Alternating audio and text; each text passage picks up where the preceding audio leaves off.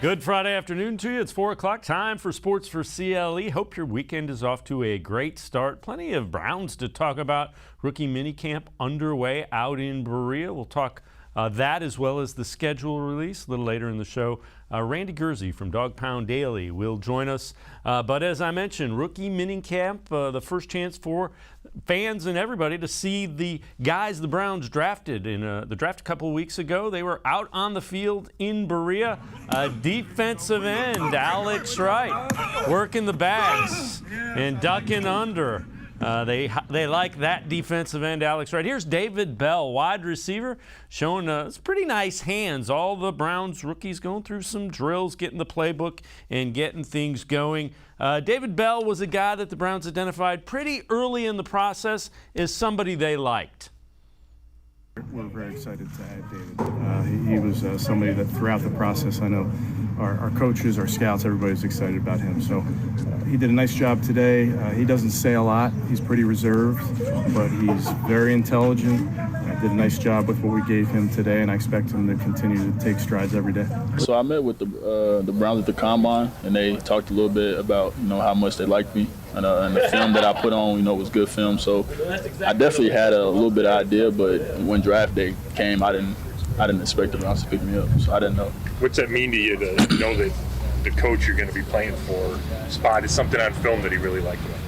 It means a lot. I'm just really thankful for the opportunity just to be out here, mingle with the teammates, but to have the coach's trust. I know I'm going to have to continue to build that by out here making plays and how I walk through the facility and how I treat people. And with that, let's welcome in Tim Bielik from the Plain Dealer as well as cleveland.com. So Tim, we get to watch some guys going through the drills, and David Bell sure sounds like Kevin Stefanski identified him pretty early, liked him a lot, and he's going to get the chance to earn a role in this offense, and a pretty significant one. Yeah, and just, listen to a little soundbite of him. He already kind of sounds like a guy that kind of fits into the Kevin Stefanski type of team that he wants. He's a quiet guy who understands, he's going to have to earn everything he gets in the NFL. He's not going to be given to him, and he wants to work for it. And it kind of fits into what the things we've seen on, film when you watch him, that while he may not be the fastest guy, Kevin Stefanski said it specifically his intelligence. You can see that in the way he plays, that he's got a high IQ as far as, how to set up defenders, how to create that space. Obviously, we'll have to see how it plays out against NFL competition. We'll see that in summer and throughout training camp. But it's clear that there's a lot that they like about David Bell. And, before the combine and all those things, when he really struggled with testing, I thought he was a potential second-round guy. So seems like a steal in 99. We'll just have to see how he pans out. Yeah, and that's the thing about the testing. A lot of times guys just don't, for whatever reason, if it isn't football, sometimes football players aren't as athletic in those testing things as when they get on the field and you put a helmet on them and you start throwing a football around. Another guy that Browns fans have taken a liking to pretty quickly, Perrion Winfrey. He talked about having Myles Garrett as a teammate. He texted me right after and just told me congratulations, that he was ready to work. And it was just really mind-blowing knowing that a 99 overall on Madden just posted me on his Instagram. That was cool. That was dope. I feel like you guys are going to get along and everything. Oh, yeah, most definitely. I'm hard-working, he hard-working, and we both got a common goal of winning a championship, so I feel like we're going to work well together. I feel like at first I'll be more seen than heard, just letting my actions doing the talking, and obviously following anything that Myles Garrett does. He go to the bathroom, I go to the bathroom. He get a drink of water, I'm getting a drink of water.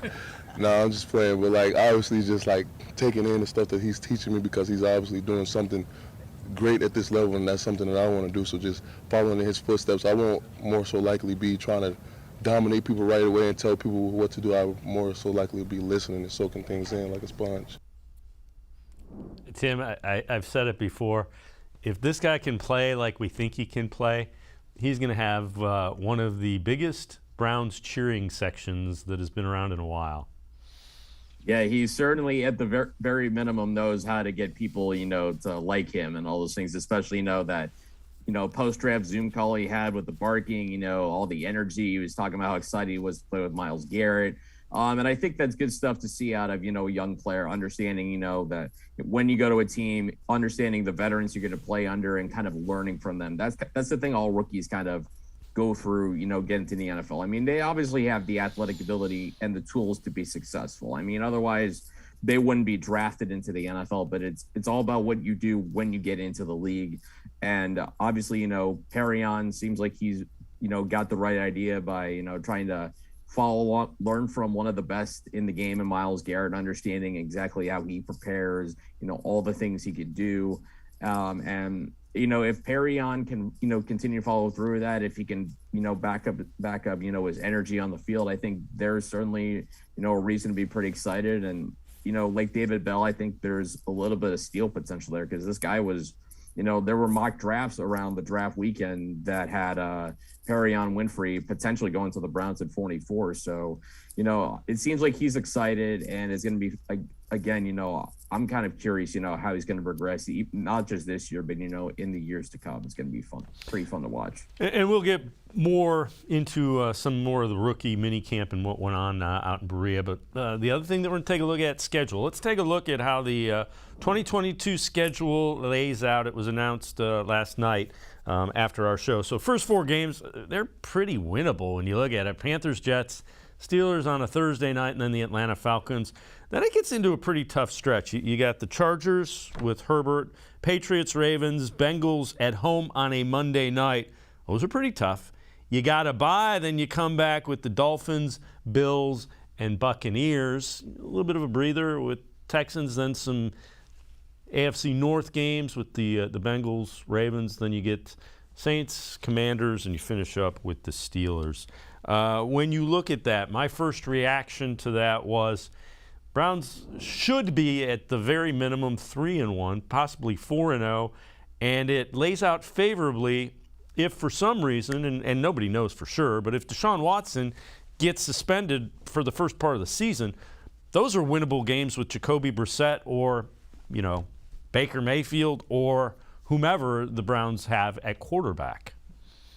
Yeah, it's very interesting how that, opened up because, just, looking at those first 4 opponents, the Panthers, the Jets, the Steelers, and the Falcons, obviously Pittsburgh's going to be far and away the toughest game of the 4. But, even if Deshaun's healthy, those are able to go, if he's not suspended beginning part of the season. Those are going to be good opportunities for him to kind of knock the rust off. Again, let's not forget he didn't play. He sat out all of the 2020 season. The Texans didn't play him that entire season. So, he's not, taken live reps in a long time. He hasn't, played at that speed in a long time. So it may take a little bit of work to kind of knock the rust off. Maybe 2 games, maybe even 3 or 4. But yeah, 3-1 certainly should be the bare minimum. I think what this team can do. 4-0 certainly possible considering the talent. I know that Chargers game in Week 5 is going to be the toughest one of the season to that point, but I think we also have to keep in mind if that game doesn't get flexed, that's a West Coast team coming across to the East Coast, to the Eastern time zone for a 1:00 game. And those games are usually pretty tricky. So I think that's going to be tough, but at least with that difficult game, the Browns will at least have that little bit of advantage in their favor. When you look at the schedule, what jumps out to you? What was your immediate reaction when you saw it released in its entirety? Well, just game-wise, Buffalo and Tampa Bay back-to-back, that is absolutely brutal. You're talking about 2 Super Bowl contenders. There's reason to think that's a potential Super Bowl matchup. And then, obviously, the Browns only gotten 1 chance to face Josh Allen. They won that one back in 2019. Josh Allen now is a completely different animal than we saw in 2019 when the Browns and Baker Mayfield were able to beat the Bills at home. And then the next week, Tom Brady and company, I would imagine they're going to be kind of, in full stride at that point as far as, timing and everything. They'll be ready. That's going to be an interesting 2 weeks. And the other thing, and we were kind of talking about this a little bit before the show, is the fact that, there's only 2 primetime games on the schedule, at least right now. They can obviously flex out quite any of the games, in the out of that last 8. A handful could certainly be flexed down to primetime or even just 4:00. Part of me thinks it's, a thing of maybe the NFL after, the Browns have disappointed in 2019 and 2021 when they got an extra national television games, maybe kind of wants to see them earn it a little bit more. Yeah, that's certainly a possibility. And you know what? Doesn't matter. All of them count the same, whether it's prime time, 1:00 Sunday, 1:00 Saturday, whenever they play it. Got to win. If you win, pretty much everything's taken care of. Tim Bielik and I are going to step aside, take a quick time out. Other side of the break, we head to the voicemail of Truth and Reason. Question about a young cornerback. Sports4CLE. We'll be right back. Stay with us.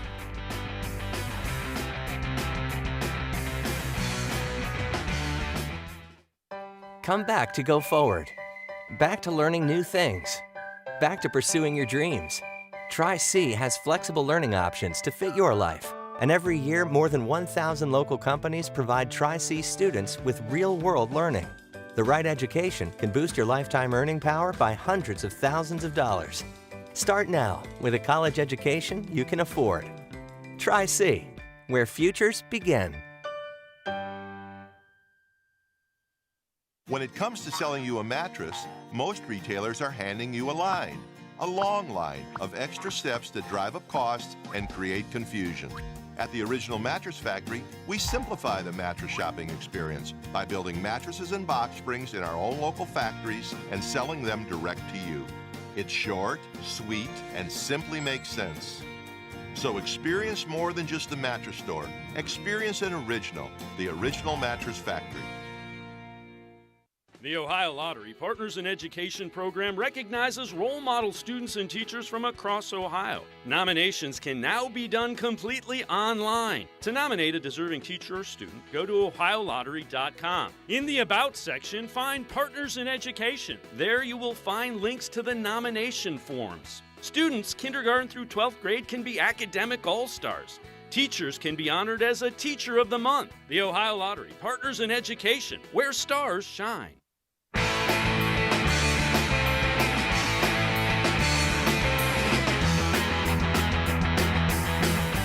We continue talking Browns with Tim Bielik from the Plain Dealer as well as cleveland.com. Let's head to the voicemail of Truth and Reason. This one about one of the Browns' younger cornerbacks.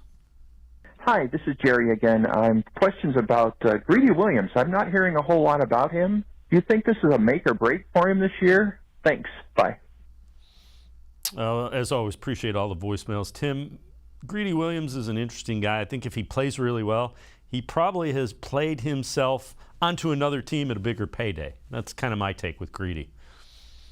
Yeah, and I'm with you there. And I think, 2021, you saw some good steps from Greedy Williams. It certainly looked like he belonged more in the league than he really had in the first couple seasons. It seemed like obviously he's making more plays on the football. He had a couple interceptions in the 2021 season. And I mean, for Greedy Williams' future and certain things like that, I mean, I don't know if it may necessarily be with the Browns. I think the Martin Emerson pick is kind of insurance in case, they either don't want to keep Greedy Williams or they feel like they don't have the money to pay Greedy Williams. And certainly if he goes out this year, has a terrific season, I mean, wouldn't be surprised if a team takes him and signs him to some, maybe a 3-year deal with about $7 or $8 million a year or something like that, where the Browns can pick up some kind of compensatory pick for 2024 or something like that down the road. But I mean, this is kind of the model that you see good teams having. The problem good teams have is they can't keep everybody.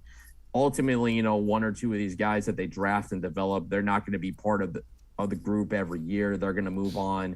And it's just part of, continuing to cycle the roster. You keep trying to find young players to fill certain holes. They may not be there forever unless you unearth a superstar or continual Pro Bowler type of player. And if they're solid guys, you can certainly try and find another one. It comes down to money management and cap management. This NFL, but certainly Greedy Williams showed us in 2021 that he can play at this level. It's just a question of what other steps can he take in 2022 to guarantee that he could get a pretty good payday. Yeah, and again, you got a lot of money tied up with Denzel Ward, rightly so. You got Greg Newsome coming up. He's going to need a big payday when his rookie deal is up as well, it looks like. So, the Browns would love for Greedy Williams to go out and play really well, and then they have a tough decision to make in terms of, can we afford to pay him? This one's kind of interesting. Former Browns cornerback, number 1 pick by the Browns back in the day, Joe Hayden on Instagram. Let's see what's about to happen next is what he sent out there. He's a free agent. Shows him in his Browns jersey, him in his Steelers jersey. That's one position I cannot see the Browns signing a veteran in as cornerback. That does not make any sense to me. Yeah, me neither. I mean, I know Kevin Stefanski and the Browns have said that, you can't have enough corners, but on a 53-man roster, you can only carry so many. I mean, obviously we talked, Greedy Williams going to be there, Denzel Ward, Greg Newsome, right there. You got your top three. You got AJ Green, who could fill in sub packages, and I thought took some good strides last year. Really, when he got a decent opportunity, he took some advantage of it. And they drafted Martin Emerson. So right there, that's 5 corners. I mean, I don't know how much Emerson they would want to play Martin Emerson, considering he's a rookie and you got some veterans in front of him and you want to take your time developing those guys. But again, 5 guys right there in that corner position who all certainly will get a lot of reps, on Sundays throughout the season. They got some depth in case of injuries, but I mean, it wouldn't make a lot of sense. It would not make a lot of sense, I should say, if the Browns want to bring Joe Hayden back. They could, if they want to spend some money, they could certainly focus on some other needs. Yeah, I'm with you. So we talked a little bit earlier about Perrion Winfrey and him talking about being excited to be Myles Garrett's teammate. Winfrey played nose tackle at Oklahoma because of the defense they played. He talked about how excited he was to go to the Senior Bowl, where he could play his true position, which is a defensive tackle as opposed to a nose tackle. Here's Winfrey on that. Yeah, I was definitely excited to go to the Senior Bowl and be allowed to play more so likely my position, or the position that I'm mostly known for playing. So going to the Senior Bowl and finally being able to show people what it looks like when I play 3 technique and how dominant I can be, that was fun. So why did you play nose tackle? Right. So in our defense, we played more of like a 3-4. So we were more like a 3-down D lineman team, and we only had 2 ends, and I was a nose. So it really was no point of having, like, obviously they knew that I could play 3 technique, but that wasn't our scheme. So that's just not something we did. And when you think about that, Tim, that explains why a guy that could be second-round pick, fringe end of the first-round pick, ends up going where Perrion Winfrey did. Yeah, and it says something. He's pretty unselfish that he's okay with playing multiple roles as he did at Oklahoma. I mean, it's kind of surprising you would see a guy who's sub 300 pounds being a nose tackle. Obviously, that wouldn't happen in today's NFL. The guards and centers are way, way too big for a guy who's under 300 pounds to be a nose tackle. So, I think maybe it goes to the idea of drafting players and, putting them in positions to be successful. That seems like one of the tenets of, good organizations is they don't try to put square pegs into round holes.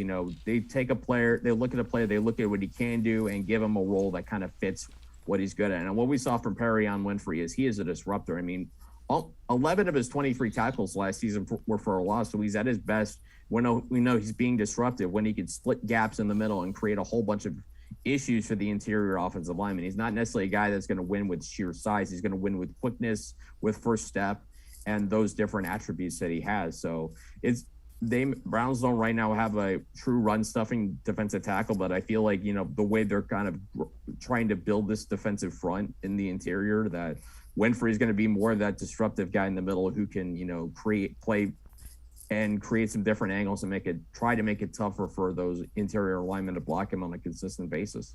Yeah, it'll be fun to see exactly how the Browns use him and how quickly he kind of assimilates into that defensive line, because there will be a role there if he can do the kind of things that they saw in flashes at Oklahoma. There will be a pretty big role for him. So the Browns have announced the signing of 12 undrafted free agents, made it official before today. Jack Duffin tweets, with those 12 undrafted free agents, there are now 87 players on the Browns roster. That means there are 3 open to get to the 90 limit, and he has the eyeballs, and the eyeballs. So let me ask you this, Tim. Who are some of the names that you think could be veterans that the Browns are looking at to fill that roster out? I feel like the number one's got to be Jadeveon Clowney. I mean, it's the one that makes the most sense. It's the one that everybody's kind of talking about right now. Obviously, he's still out there, whether it's a money question or, just kind of wanting to wait until a little deeper in the offseason to sign with somebody. Obviously the Browns are able to get him back into the team. Then obviously you reunite him with Myles Garrett. We saw how well those two played together. and they can certainly continue to grow that chemistry and be that, disruptive 1-2 combination at the edge. Interior wouldn't surprise me if they went for a guy. I like Hakeem Hicks, the former Chicago Bear. I think he'd be a good veteran piece because right now there's not a lot of proven talent in that defensive interior. Just a guy who could take some pressure off the younger players like Jordan Elliott, Tommy Togiai, Perrion Winfrey, allow those guys to kind of continue to grow at their own pace. So that would be something I would kind of keep an eye on. And I know Mary Kay Cabot reported the Browns weren't necessarily looking for a veteran receiver. Still, I think I would still go for one, especially if you can get a guy like Will Fuller on the cheap, if he doesn't cost that much, maybe if you want to bring him on an incentivized deal where if he gets a certain amount of snaps or whatever, maybe he plays, or they could bring in, a blocking type tight end, or more offensive line depth. There's certainly ways to go to kind of get those 3 extra players, but my money and my best guess would be, at least one, if not 2 of those spots would be for the defensive line. Yeah, I'm with you. And if Clowney can re-sign, it makes that line pretty darn strong. And then you have the young guys and then the interior if they don't go defensive tackle with one of those free agents. Tim Bielik and I are going to step aside, take a quick timeout. Other side of the break, we will hear more from David Bell and the Browns' thoughts on Bell. Sports4CLE, we'll be right back. Stay with us.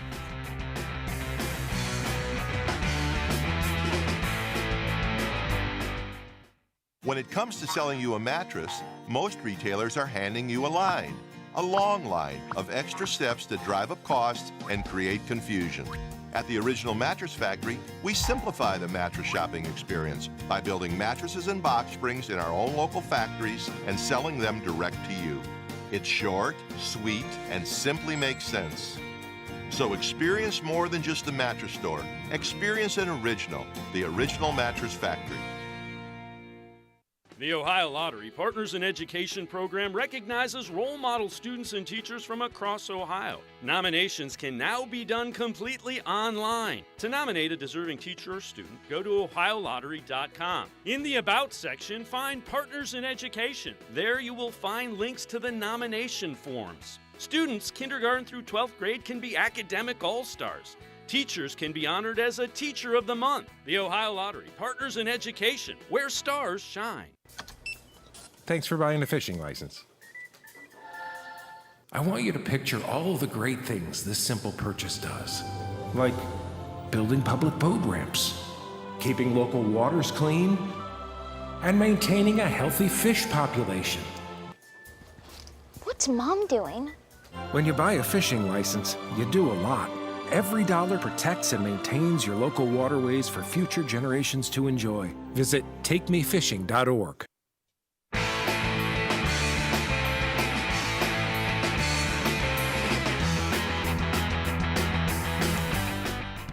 We continue talking Browns here on Sports4CLE, and some developing news coming out of New Orleans. This tweet from Jordan Schultz.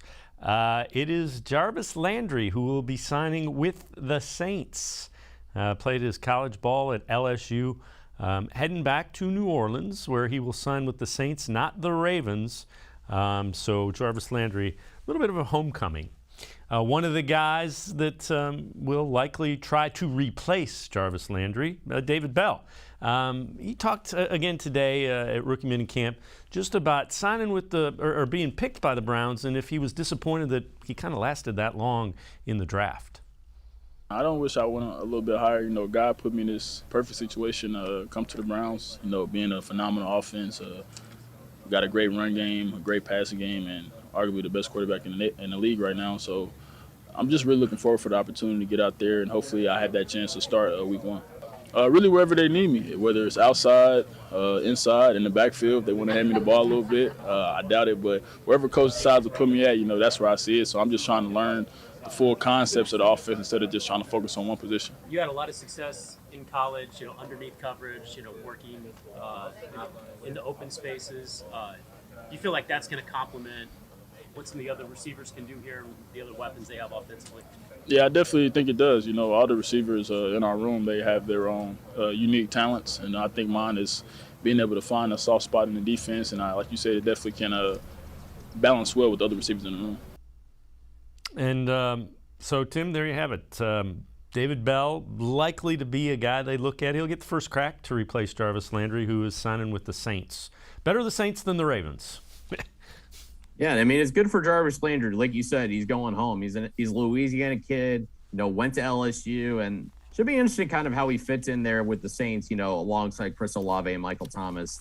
That matchup between those two teams is going to be a little interesting, that little bit of homecoming for Jarvis Landry when the Saints come to Cleveland late in the season. But when it comes to David Bell, a lot of the things he did in college reminded me of Jarvis Landry. Maybe he's a little taller than Jarvis Landry, but, the way he is able to get open underneath, the good hands, the fluidity, understanding, how to put defenders in bad positions against him, the way he can run his routes.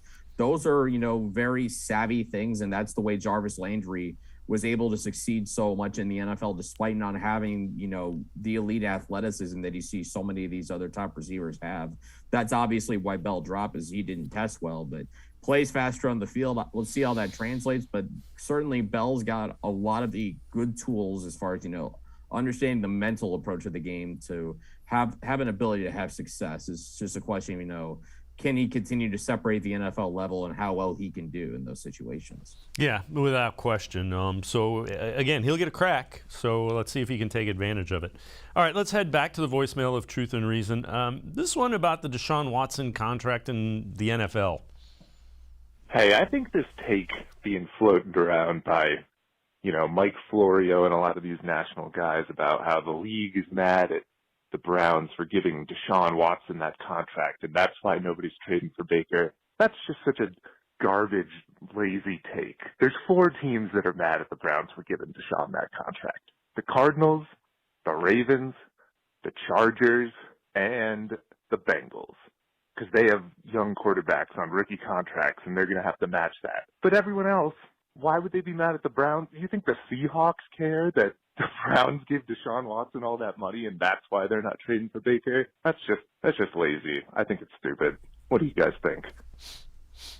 All right, as always, we appreciate all the voicemails. Now, there's a couple levels to it. So, yes, the guys that have young rookies coming up for a second contract, they're upset about it. What the NFL owners are upset about is the guaranteed portion of it. They guaranteed all of it. That isn't something the NFL usually does and historically has not done. That's an NBA kind of move that tends to escalate guaranteed money, which guaranteed money means he gets injured, he still gets his money. Yeah, and I mean, it's still surprising considering how much more full contact the NFL is than, Major League Baseball or the NBA, that it's taken this long for a player to get a 9-figure contract fully guaranteed. And, I don't want to speak to what NFL owners are certainly thinking. Certainly, I would imagine all of them have the financial capability to make these kind of signings. But it seems like I always felt like this type of thing was inevitable. It was always going to be, a question of when that one team was going to fully guarantee a quarterback's second contract or a third contract or something like that. Just so happened to be Deshaun Watson to the Browns has kind of, been this whole thing. And, and he specifically mentioned those 4 teams. And I mean, the Chargers and Bengals should have no problem paying Justin Herbert and Joe Burrow whatever they want. They're clearly worth the money. I can understand the hesitancy from Arizona with Kyler Murray and, how there are questions with him. And he obviously, after playing so well at the start of last season, how he really kind of tailed off in the second half and how he really looked bad in the playoff game against the Rams, and then Lamar Jackson taking a step backwards in 2021, not really developing as much as the type of passer that the Ravens might have hoped that he would become. So it's not just, paying a lot of money to these guys. It's now that these are fully guaranteed contracts, you're going to have to be more convinced than ever that these are the guys, and you have to know for 100% without a doubt that those are the guys. And even if you don't, you might still have to give the fully guaranteed contracts. I mean, if I'm the Chargers or Bengals and I see what Justin Herbert and Joe Burrow have done in their short careers, I mean, I'd be ready pretty soon to give those fully guaranteed contracts. They're both worth it. Kyler and Lamar, not quite so much just yet, but it's going to be fascinating how that all plays out in the next few years. Yeah, and the one thing I'll say, Andrew Berry has been ahead of the curve on most business type things, and I'm guessing he's probably a little ahead of the curve on this one, and you don't want to be behind the curve in business. You want to be ahead of it. So we'll see. We'll see how this affects future contracts going forward. But the front office has been pretty sharp in terms of measuring the market and what's coming next. They've been ahead of it. This one's really interesting as well. Cynthia Freeland's total win projections.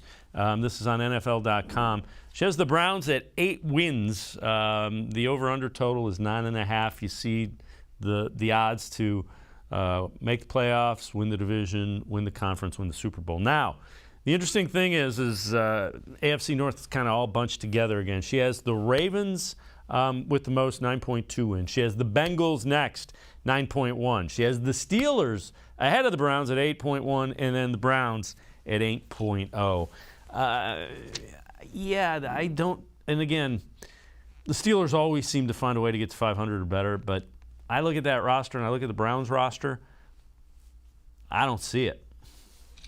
Me neither. And I think, there's some bet hedging going on. I think it's natural when we don't know what's going to happen with Deshaun Watson and a potential suspension.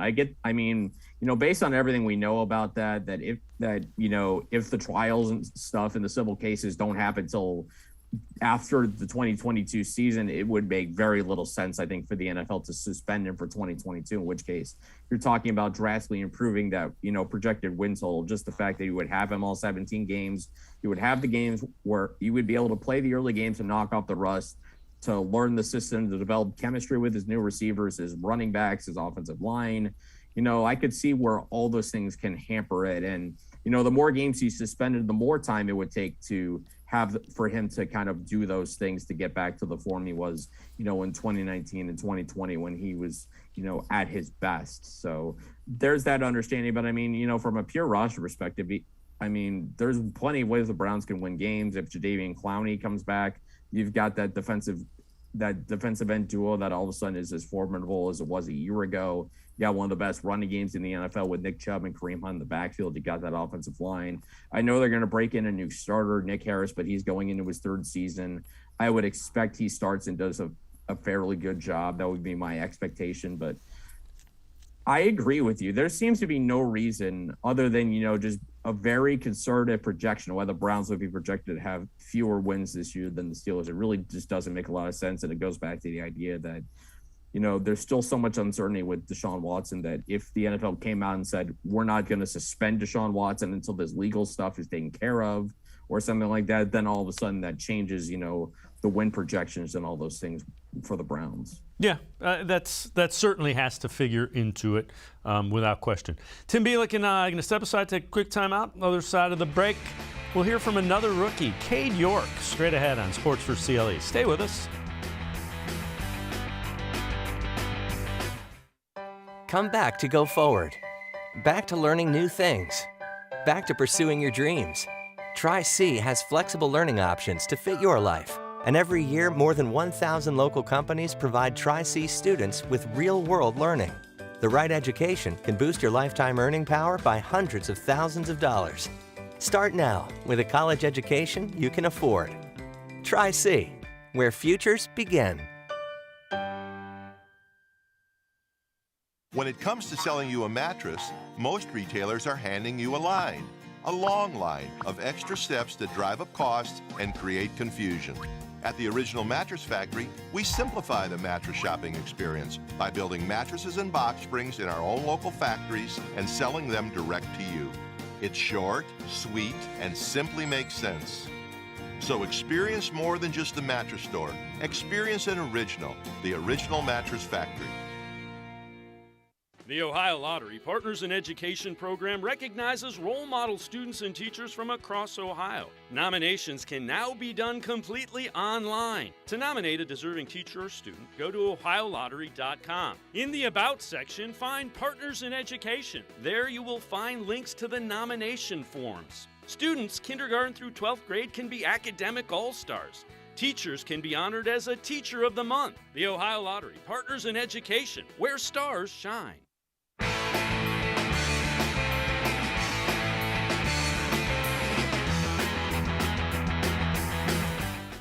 We continue talking Browns with Tim Bielik from the Plain Dealer as well as cleveland.com. Rookies were in town for rookie minicamp. That includes kicker Cade York, guy that the Browns took in the 4th round. He was asked if he had talked to Phil Dawson, really the only guy who is consistently kicked well at First Energy Stadium where the Browns play. I have talked to Phil Dawson. What kind of advice has he given you?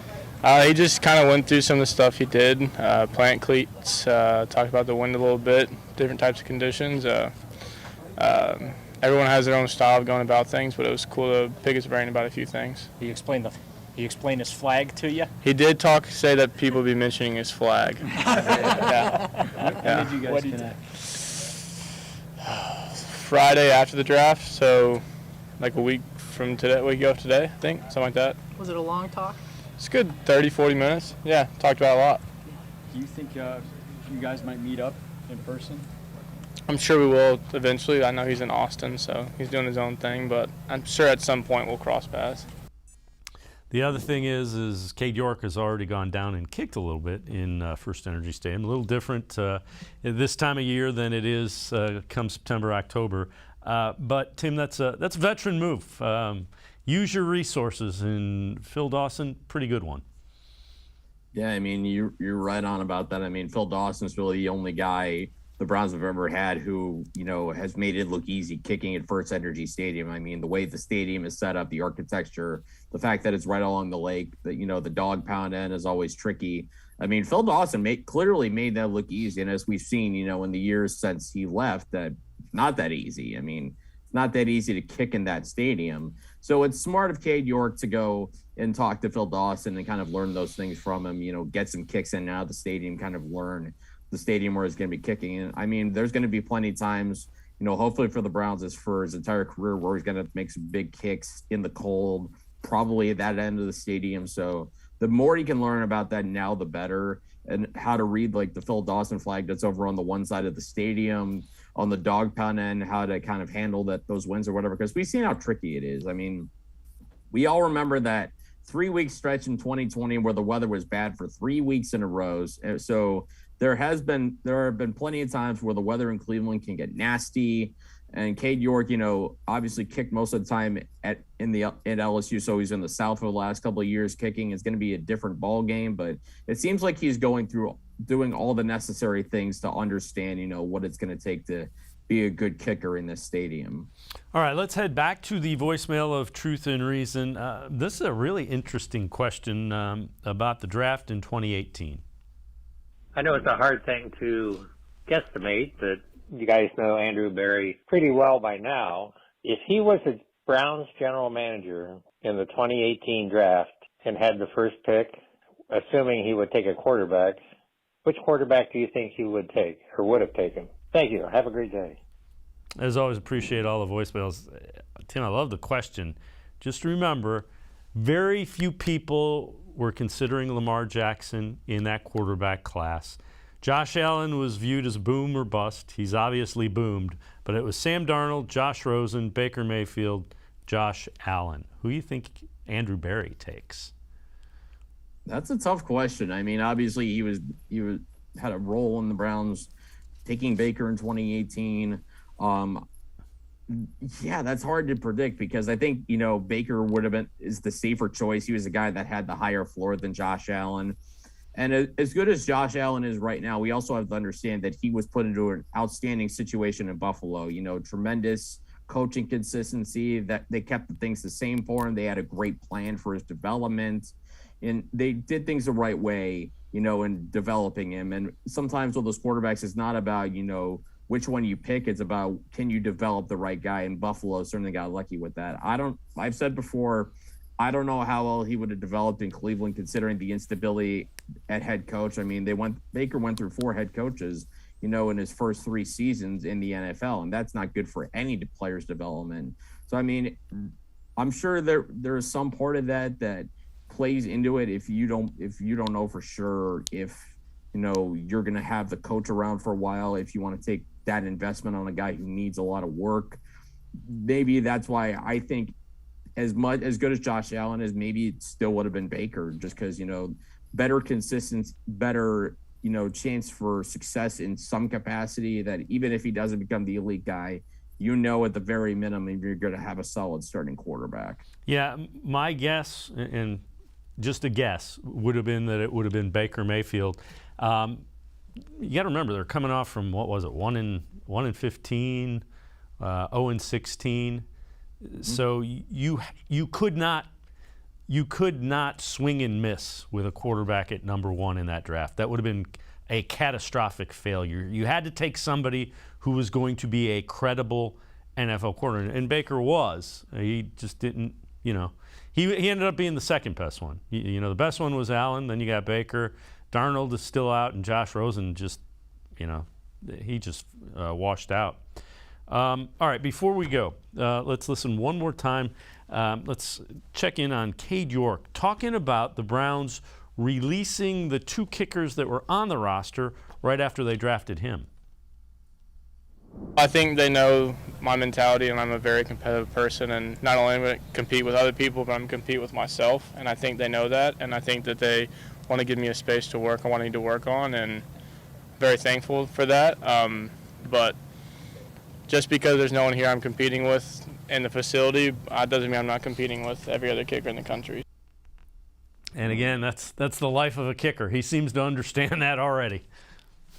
Yeah, kickers have that short shelf life. I talked about how it's a pass-fail position, and you either make your kicks or you don't. There's no middle ground when it comes to being a kicker. So, it's going to be important for him to have that mindset, that he's just that in order to keep his job, to not have to worry about competition, he's going to have to make those kicks. He's going to have to make big kicks, game-winning kicks, game-tying kicks. He's going to have to be able to do all those things. I think it's a good vote of confidence from the Browns, to Cade York, that they basically said he's the guy that cut the other 2 kickers right away, basically giving him the job. But he's going to have to obviously earn that trust, by knocking through some field goals. If it could be what Evan McPherson has been for the Bengals, or eventually what Justin Tucker has been for the Ravens and Harrison Butker for the Chiefs, then this will have been a fantastic pick. It just comes down again to what will he do on those game days. Tim Bielik from the Plain Dealer, as well as cleveland.com. As always, man, appreciate the time and the insight. Great stuff, Tim. Got it. Thanks for having me, guys. Have a good weekend. All right, Tim Bielik, make sure you read him. Pages of the Plain Dealer, as well as cleveland.com. We're step aside, take a quick time out. We continue talking Brown. Randy Gurzi from Dog Pound Daily up next on Sports4CLE.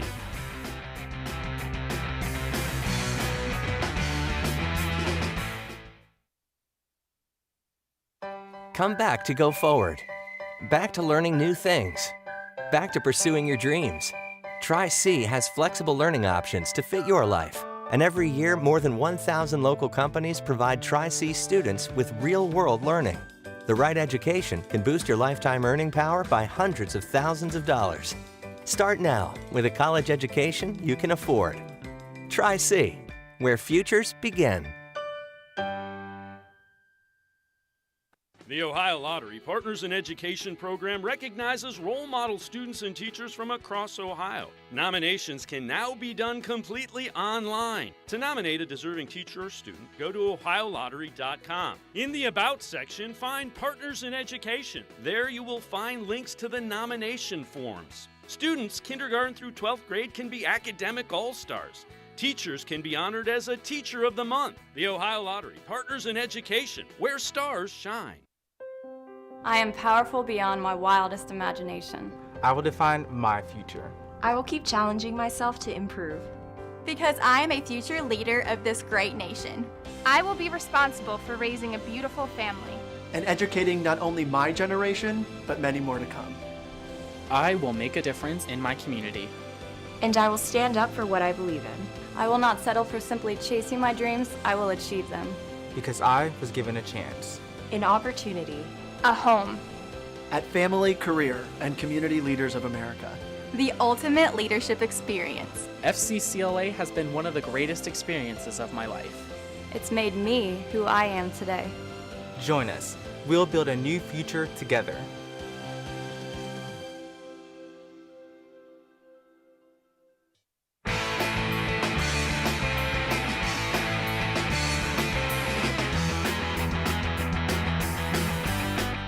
We continue talking Browns on Sports4CLE. So 3 undrafted free agents who could make the Browns roster in 2022. This is an article from Randy Gurzi, Dawg Pound Daily, and let's welcome Randy in. So Randy, you list 3 guys. Offensive lineman Ben Petruglia from Boston College, Glenn Logan from LSU, defensive tackle Isaiah Weston, wide receiver from Northern Iowa. Take us through that, what you think kind of stands out about each of them, how they could earn a role with this Browns team. Well, Petruglia, first of all, is somebody that's played all over the offensive line. He can play tackle. He can play in the interior. So I think whenever you're looking for players that you want to keep as the backups on the offensive line, you want somebody that's got some versatility, somebody that can play multiple positions, and the Browns have needed that with guys like Blake Hance and Michael Dunn that have been able to play guard and tackle. And Petruglia can do that, and that's one of the biggest reasons I think that he has a shot to make this team is he's played all 5 positions on the line. Glenn Logan really kind of plays that one technique, the nose tackle position. He can stuff the run. The Browns don't really have that kind of guy. They got several 3 techniques that can get in there, get after the quarterback, Jordan Elliott, and Tommy Togiai, and Perrion Winfrey. That's kind of their specialty. But Logan, he's not going to give you a lot when it comes to going after the quarterback, but he can get in there and stuff the run. So I think that's why he has a shot to make the team. And then Weston is just somebody that I know the Browns have really liked. They looked at him before the draft. They had him in as one of their top 30 visits. He's very athletic, and I think that he's just a guy that, since the staff likes him, I think he's got a really good shot at making the team. Yeah, and his production kind of matched Christian Watson, the guy that the Packers took, at a similar level. Now, he didn't have the over-the-chart athletic skills that Watson did, but he's definitely somebody to keep an eye on as camps get going. All right, schedule was released last night, and I know you wrote an article about this. You look at it, you have the Browns going 11-6. Take us through some of that and where you think some of the challenges are in that schedule and some of the things that play to the Browns' favor. I think what really plays to the favor is the start of their schedule. They have, 3 or 4 games right off the bat where I think they can get some solid wins. You start the season off against Carolina, and they haven't had a win in week 1 since 2004 against Baltimore. So being able to play against Carolina, a team that's been struggling as of late, a team that I think has a coach on the hot seat, a quarterback on the hot seat, and all that, I think this really plays into their favor. Right after that, I believe it's New York, Pittsburgh, I believe, are the next 2 games right after that. They could really be looking at a 3-0 start to the season. I had them at 11-6, 4-2 in the division. I think the only team that I have them sweeping is the Steelers, and then kind of split the series against the Ravens and the Bengals, which I think would be solid for them, and that'd be enough for them to get to the playoffs. Yeah, so you had the losses with the Chargers, Ravens, away, Bengals, Bills, Saints, and Commanders. Take me through you think that Commanders game is a little bit of a challenge in Week 17? I think every year you have that one game that's kind of the trap game where you're not expecting them to lose, and then it happens. And I think it was in 2020 when it happened against the Jets. Every now and then you have a team that you kind of lose against, and I picked the Commanders as that game. I don't think Carson Wentz is an elite quarterback or anything like that, but I think he can do just enough to be dangerous. He's got some good receivers, and I see that as being the one trap game that the Browns stumble with. Yeah, I mean, there's going to be 1, 2, maybe even 3 games where every team you just go, man, they just didn't play well, and you kind of got to try to play that into how you balance that out. All right, let's head to the voicemail of Truth and Reason. This one about Baker Mayfield.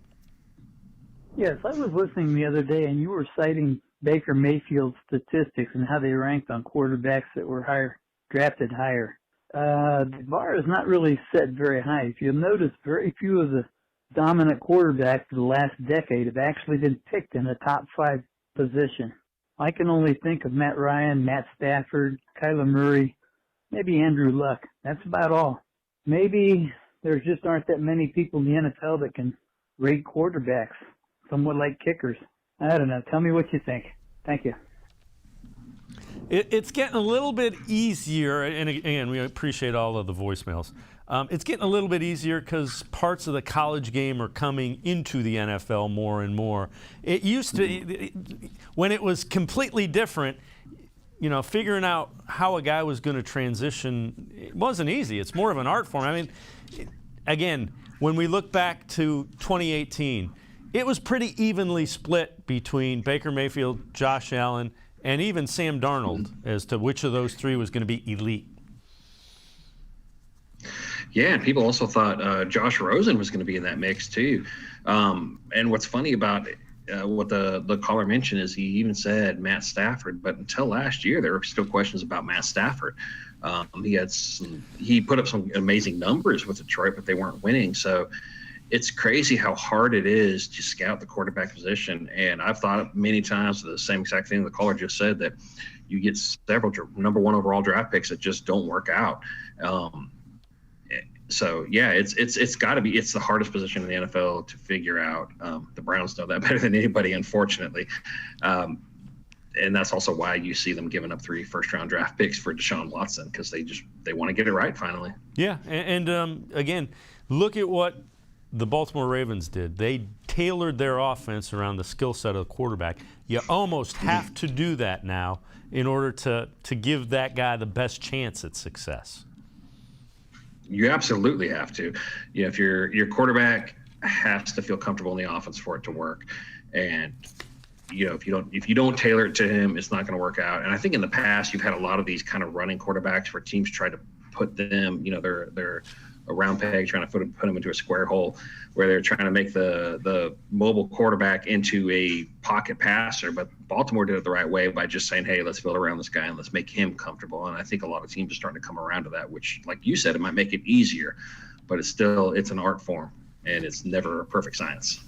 Randy Gurzi from Dog Pound Daily and I are going to step aside, take a quick time out. Other side of the break, some names to listen out for on the defensive side of the ball that the Browns could be signing. Sports4CLE. Be right back. Stay with us. The Ohio Lottery Partners in Education program recognizes role model students and teachers from across Ohio. Nominations can now be done completely online. To nominate a deserving teacher or student, go to ohiolottery.com. In the About section, find Partners in Education. There you will find links to the nomination forms. Students kindergarten through 12th grade can be academic all-stars. Teachers can be honored as a Teacher of the Month. The Ohio Lottery Partners in Education, where stars shine.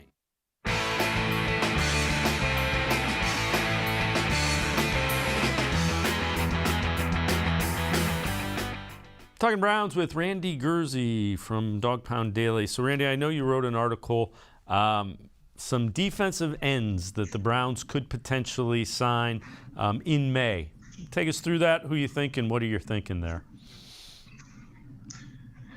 Yeah, I believe I had Jerry Hughes, who's off the market now. He was somebody that I know the Browns looked at. I think they kicked the tires on him a couple of times. And then Jason Pierre-Paul was another one that I mentioned. In the end, I think that the guy that they're going to sign, they want to sign, it's always been Jadeveon Clowney. He fits their defense so perfectly. He's disruptive. He's, you know, he'll get after the quarterback and he shut down the run. He does absolutely everything that you want him to do. You pair him and Myles Garrett together, and that it just makes that defensive line click. So I think he's the guy that they're targeting. I keep hearing that there's a contract on the table. Both sides are happy with. He kind of just seems to me like he's somebody who makes his decision late in the year. So in the end, I think he's going to be the guy that they go after. So there's some reports that have come out the last few days about Ndamukong Suh. Can you see that potentially happening, or you think that's just kind of not much to that?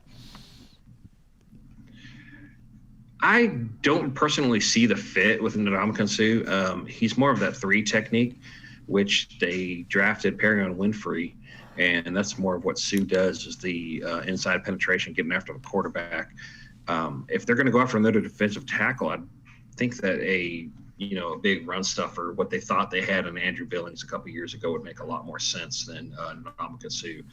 at this point. I think he would just kind of get in the way of what Winfrey, Taven Bryan, and Jordan Elliott can give you. Randy Gurzi from Dog Pound Daily. Great stuff as always, Randy. Appreciate the time and the insight. Thanks very much. Thank you. All right, Randy Gurzi, make sure you read him, Dog Pound Daily. Each week, in conjunction with the Ohio Lottery Partners in Education program, we recognize a role model student from somewhere in the state of Ohio. This week, we head to Pickerington North High School in the Columbus area to meet Abby Stanley. She is a ninth grader who is just tough to keep up with, involved in pretty much everything that goes on at Pickerington North High School. Abby Stanley, this week's Ohio Lottery Partners in Education Shining Star.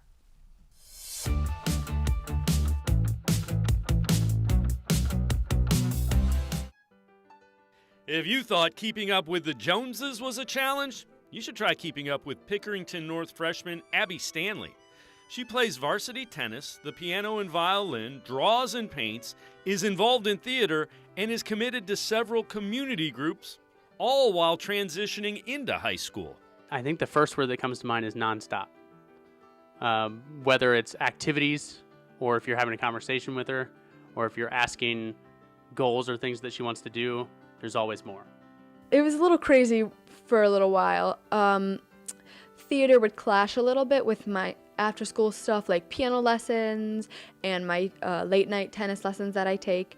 But once you do it for a while, you learn to adjust to it, and your body learns to not get as tired. Occasionally still taking naps in between. Don't sleep on Abby's musical ability. It's diverse and ever-growing.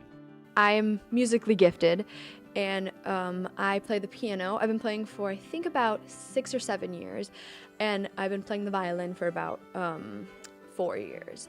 And I do sing in my spare time. I wouldn't say I'm a fantastic singer by any means, but I've been told I have a good voice, so I'll go off that. If you want something done, ask someone who's busy. And the reason is those are just the people who take on things. And typically, for the students that I have, they take on a lot in orchestra, but orchestra becomes like their outlet from all the other things that they do. And I know that in some cases, for my students, theater and orchestra together are their outlet from their academic things, their volunteering things, and I know that's true for Abby as well. Theater is something new that has grabbed Abby's attention. She tried out for Pickerington North's school musical. I tried out for Rent, and I was like, oh, this is my first musical experience, so if I don't get in, I'm okay with that. It was just, I'm proud of myself for taking my shot. And I didn't get callbacks, and I was like, well, that's okay. And he said that, most people probably wouldn't. It's a really big cast. And so I was like, you know what? I'm proud of myself. And so then I was sitting down, and I get a text from my friend. It was like, congratulations, Bessie. And I was like, interesting. And she sent me the cast list, and I was like, oh, there I am. And I was in the ensemble. Even though Abby is only a freshman and has a few years to sort out what interests her as far as a career goes, she's started to have some areas that really grab her attention. I've taken an interest towards arts and stuff like that. So I draw a lot in my free time on my iPad. I draw on paper. I paint sometimes. I'm a little rusty in that aspect. But I wanted to do something in the animation district, which is like Disney, Pixar, smaller studios like that. Her love for the arts is obvious, and she's figured out how to balance her classwork with all of her activities. She also has a broader awareness than most high school students. She's part of a group called Global Scholars that meets with other students from different schools. The goal of the group is to show and express world issues, like world hunger and global warming, and to really try to get it out there as much as possible and make a difference. So like some people will start podcasts, like third years will start, I'm a first year in the club, but third years will start like podcasts, and they'll raise money for people, and they'll go to food drives. And so the goal is just to try to build a better world. Abby Stanley has 3 years left of high school after this year, and it'll be fun to see how far and exactly where she goes. If you know a student who deserves recognition, we want to hear about them, and you can nominate them completely online. Go to OhioLottery.com. Find the About section. Click on Partners in Education. There you will see links to nomination forms. Nominate that student as an academic all-star, and they could end up being featured as our next shining star. Keep going, Abby Stanley. That's going to do it for this edition of Sports for CLE. We will see you back here Monday at 4 o'clock. Scheduled guests Jeff Risden from BrownsWire.com and Ashley Bastock from The Plain Dealer, as well as cleveland.com. That is Monday, 4 o'clock. We'll see you then. Have a great weekend, everybody.